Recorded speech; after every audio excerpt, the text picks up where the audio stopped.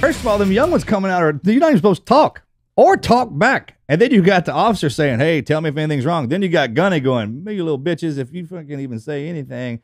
So it's ingrained in our heads. It's like when someone tells a SEAL to quit. We already tuned you out, man.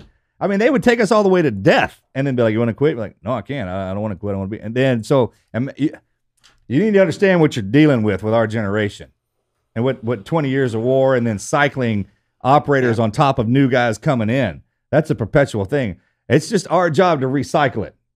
Not even recycle, retune it. All we need to do is retune it up to our stand, how we operate and how we were taught to operate, because the outline above us produced one thing, but the gauntlet that we had to go through produced this. So each one of us getting out, man, we come back around with a skill set that was specifically designed for this part of it. That's why we're doing this. It has to be, right? I mean, this has to be the reason why we're having to do this.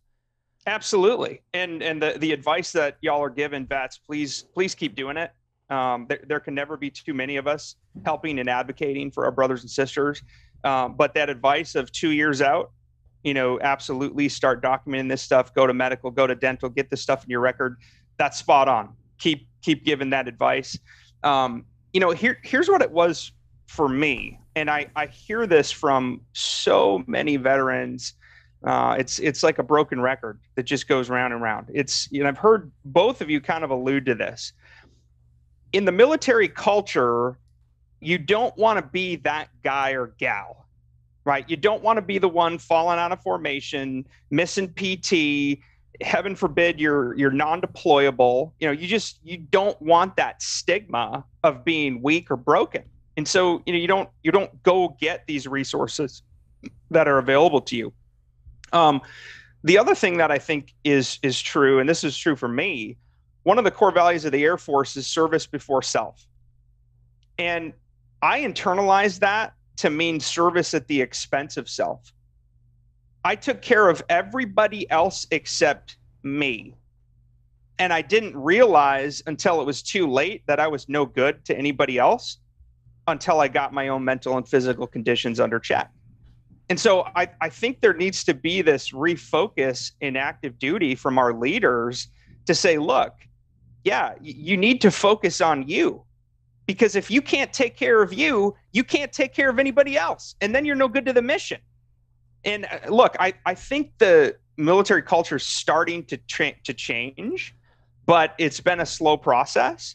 And I think it also depends on your service branch. Sure. Well, we're not changing. We're growing. I mean, you got a grandfather, father, and son who talk about the same fights. That's amazing how that perpetuates itself. And we feed off each other. It's almost as like, hey, man, those of us in the older part that had to come into the war in the beginning finally have turned around. And I'm a medic. So this is why I do this, man. It's like we turn back around looking at the younger generation. You and I could walk into a room with the younger guys and tell and point out which phase they're in.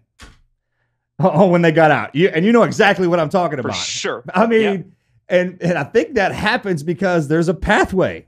I'm like, we cut this path for each other. It's like, well, the one above me did it this way. I don't know any other way. It's almost like the E5 Mafia runs the stuff. Then the LPO and you know what I'm talking about? It's set up like that because, man, we haven't had enough time to learn.